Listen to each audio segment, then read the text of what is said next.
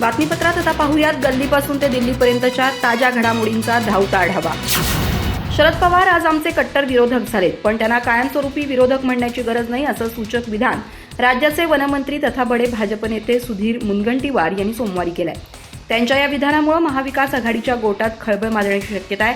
सुधीर मुनगंटीवार यांनी सोमवारी एका ऑनलाईन मराठी वृत्तपत्राशी संवाद साधला. त्यात त्यांनी चंद्रपूर लोकसभा मतदारसंघातील पराभवासह भाजपच्या राजकीय विरोधकांवर विस्तृत भाष्य केलं. यावेळी पत्रकारांनी त्यांना भाजपचा राजकीय विरोधक कोण असा प्रश्न विचारला.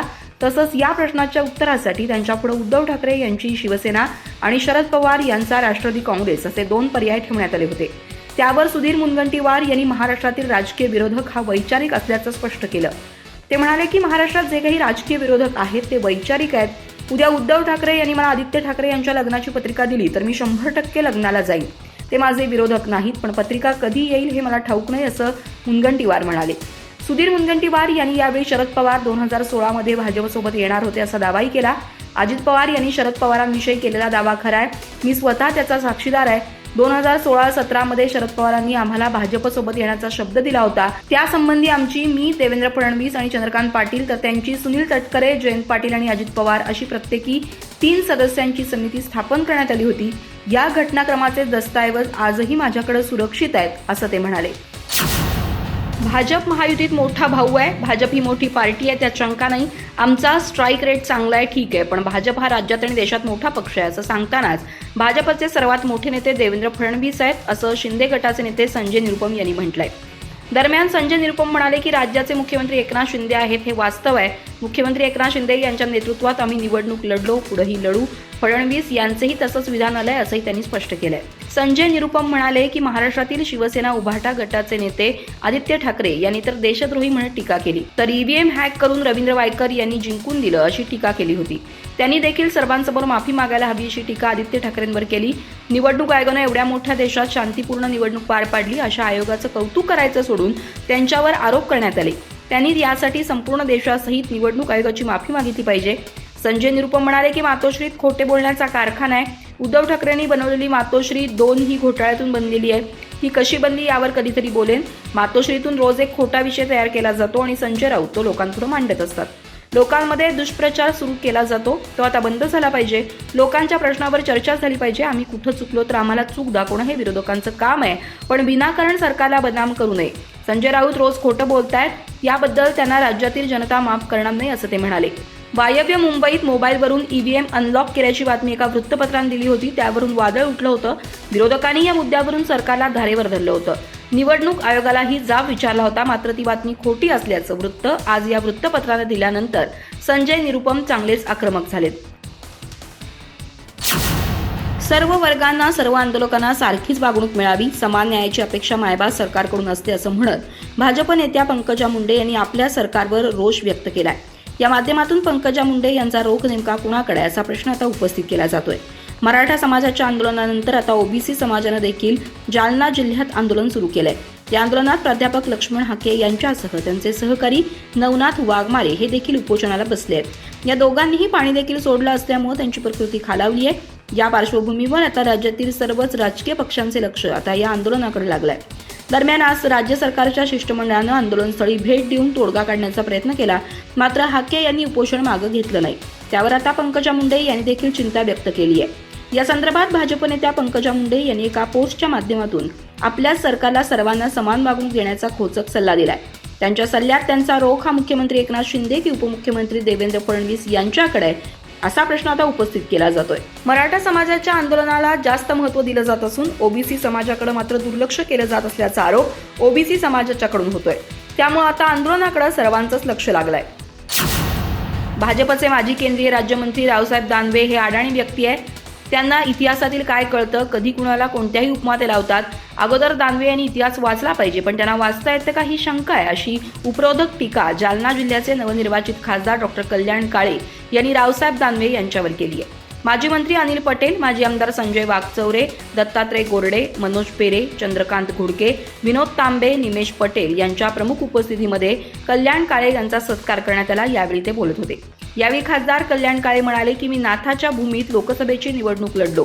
महाआघाडीचा विजय होणार त्याच वेळी स्पष्ट झालं होतं. नाथ महाराज यांचा आशीर्वाद माझ्या मागे होता. ठाकरे गटाचे बळ मिळाले, नव्यानं आपल्याला उभे राहावे लागणार आहे. महाविकास आघाडी जालना आणि संभाजीनगरमध्ये येणाऱ्या काळातील सर्व निवडणुकीत कार्यकर्त्यांना ताकद देणार आहे. रावसाहेब दानवे यांना भोकरदनमध्येही मतदान पडलं नाही. कल्याण काळे कळायला दानवे यांना वेळ लागेल असा उपरोधक टोलाही काळे यांनी लगावला. दानवेंना भोकरदकरांनी नाकारले. भोकरदनमधील लोक माझ्या बरोबर होते, ते आता सिल्लोडला पाकिस्तान बोलतायत. शेतकरी बेरोजगार माझ्या मागे राहिला असल्याचा दावा देखील खासदार काळे यांनी केला. अयोध्येत बांधण्यात आलेलं राम मंदिर हेही एक माझ्या पराभवाचं कारण आहे. कारण शिर्डी लोकसभा मतदारसंघात रावणाला मानणारा आदिवासी समाज मोठ्या संख्येने आहे. त्यांना राम मंदिर रुचलं नाही असं शिंदे गटाचे माजी खासदार सदाशिव लोखंडे यांनी म्हटलंय. दरम्यान सदाशिव लोखंडे पुढे बोलताना म्हणाले की शिर्डी मतदारसंघात आदिवासी पट्टा आहे, तिथं रावणाला मानणारे बरेच आदिवासी आहेत. त्यांना राम मंदिर रुचलेलं दिसत नाही, त्याचा फटका मतदानाला बसला. मतदारसंघात राजकीय गटतट मोठे आहेत, या सर्वांचा मला निवडणुकीत फटका बसला आणि मी पराभूत झालो असं सदाशिव लोखंडे यांनी कर्जतमध्ये माध्यमांशी बोलताना म्हटलंय. सदाशिव लोखंडे यांनी मतदारसंघात राजकीय गटतट मोठे आहेत, कारखानदारांच्या साम्राज्यांचे गटतट आहेत, त्यांच्यात कमालीचा संघर्ष आहे, त्यांच्या संघर्षात माझा बळी गेला असं म्हणत विखे पाटील आणि थोरातांच्या राजकीय वादातून आपला पराभव झाला असं अप्रत्यक्षपणे म्हटलंय. तर माझ्या मतदारसंघात आदिवासी पट्टा आहे, तिथं रावणाला मानणारे बरेच आदिवासी आहेत, त्यांना राम मंदिर रुचलेलं दिसत नाही, त्याचा फटका मतदानाला बसला असं म्हटलंय. यामुळे आता नव्या वादाला तोंड फुटण्याची शक्यता आहे. वंचित बहुजन आघाडीचे अध्यक्ष प्रकाश आंबेडकर यांनी सोमवारी पुन्हा एकदा लोकसभा निवडणुकीच्या मुद्द्यावरून विरोधकांच्या महाविकास आघाडीवर हल्ला चढवला. दलित, बौद्ध आणि अल्पसंख्याक समुदायानं लोकसभा निवडणुकीत महाविकास आघाडीला मतदान केलं, पण आता त्यांना दलित आणि बौद्धांचा साधा उल्लेखही करावा वाटत नाही. हीच त्यांची खरी मानसिकता आहे असं आंबेडकरांनी म्हटलंय. वंचित बहुजन आघाडी ही भाजपची बी टीम असल्याचा आरोप सातत्यानं केला जातो. प्रकाश आंबेडकर यांनी 2 दिवसांपूर्वीच एका विस्तृत ट्विटद्वारे यासंबंधीचे आरोप फेटाळले होते. वंचित भाजपची बी टीम आहे का या प्रश्नाचं वारंवार उत्तर देऊन आता मी थकलोय. हा प्रश्न प्रत्येक भारतीय मुस्लिमांना विचारला जाणाऱ्या तुम्ही दहशतवादाविरोधात आहात का या प्रश्नाशी मिळता जुळता असं ते म्हणाले होते. त्यानंतर सोमवारी प्रकाश आंबेडकरांनी आणखी एका ट्विटद्वारे महाविकास आघाडीतील काँग्रेस, शिवसेना उद्धव बाळासाहेब ठाकरे पक्ष आणि राष्ट्रवादी काँग्रेस शरदचंद्र पवार पक्षावर टीकेची झोड उठवली आहे. हे तिन्ही पक्ष दलित, बौद्ध आणि इतर अल्पसंख्याक समुदायांची गरज सर्व वैद्यमरोच्या धोरणानं वागत असल्याचा आरोप त्यांनी केला. ते आपल्या एका ट्विटमध्ये म्हणाले की महाविकास आघाडी गरज सर्व वैद्यमरोचं उत्तम उदाहरण आहे. उच्चवर्णीय हिंदूंनी उभाटा शिवसेना किंवा महाविकास आघाडी नव्हे तर भाजपला मतदान केलं. या निवडणुकीत दलित, मुस्लिम, बौद्ध, ख्रिश्चन, बहुजन यांनी उभाटा शिवसेना आणि महाविकास आघाडीला मतदान केलं, पण त्यानंतरही या पक्षांना त्यांचे पक्ष वाचवणाऱ्या दलित, बौद्ध यांच्या भूमिकेचा साधा उल्लेखही करावा वाटत नाही. हीच त्यांची खरी मानसिकता आहे असं प्रकाश आंबेडकर यांनी म्हटलंय.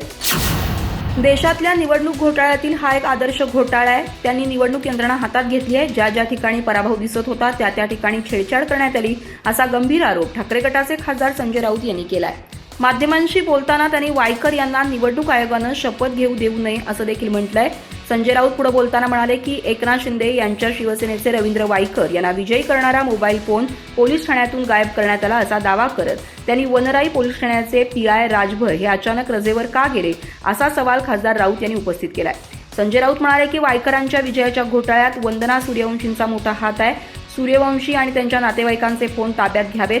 उत्तर पश्चिममधील निवडणूक अधिकाऱ्यांचा इतिहास तपासला पाहिजे. वायकरांच्या नातेवाईकांचे फोन जप्त केल्यावर वायकरांचा जवळचा माणूस असलेला पोलीस अधिकारी वनराई पोलीस स्टेशनमध्ये का येत होता असा सवाल राऊतांनी केलाय. रवींद्र वायकर यांचा विजय खरा नाही. वादग्रस्त फोन फॉरेन्सिक लॅबमध्ये पाठवल्याचं मी ऐकलं, पण पुण्यातील पोर्शे कार अपघात प्रकरणात बेवड्या आरोपीच्या रक्ताचे नमुने बदलून क्लीन चिट देणारे हेच लॅबवाले आहेत. रक्त चाचणी करणाऱ्या या लॅब गृह खात्याच्या अंतर्गत येतात. पश्चिम बंगालमधील दार्जिलिंग इथं सोमवारी सकाळी 9 वाजण्याच्या सुमारास एका मालगाडीनं कांचनजंगा एक्सप्रेसला मागून धडक दिली. या अपघातात कांचनजंगा एक्सप्रेसच्या 3 डब्यांचे नुकसान झालंय. पीटीआयच्या वृत्तसंस्थेनुसार आतापर्यंत 15 जणांचे मृतदेह बाहेर काढण्यात आले, तर 60 जण जखमी आहेत. पूर्व रेल्वेच्या CPROच्या म्हणण्यानुसार पॅसेंजर ट्रेनच्या शेवटच्या बाजूला 2 पार्सल आणि 1 SLR कोच जोडण्यात आला होता. त्यात प्रवासी नव्हते. 2 लोको पायलट आणि एका गार्डसह 8 जणांचा मृत्यू झालाय. ट्रेनच्या 5 डब्यांचं नुकसान झालंय. फिटनेस चाचणीनंतर ट्रेन सियालदहला रवाना केली जाईल. रेल्वे सेवा सिंगल लाईनवर सुरू करण्यात आली आहे.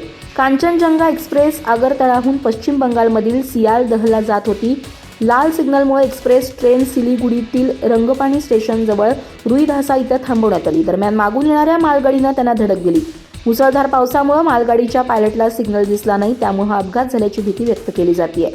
टक्कर इतकी जोरदार होती की एक्सप्रेस ट्रेनचा एक डबा मालगाडीच्या इंजिनला हवेत लटकला. इतर 2 डबे रुळावरून घसरले. एनडीआरएफ आणि एसडीआरएफ सह रेल्वे आणि बंगालचे अधिकारीही बचाव कार्यात गुंतले. ईशान्य फ्रंटियर रेल्वेचे सीपीआरओ सब्यसाची डे म्हणाले, ज्या ट्रॅकवर हा अपघात झाला तो रात्रीपर्यंत कार्यान्वित केला जाईल. डाऊन कांचनजंगा एक्सप्रेसही रात्री धावणार आहे. रेल्वे मंत्री अश्विनी वैष्णव दिल्लीहून दार्जिलिंगला रवाना झाले.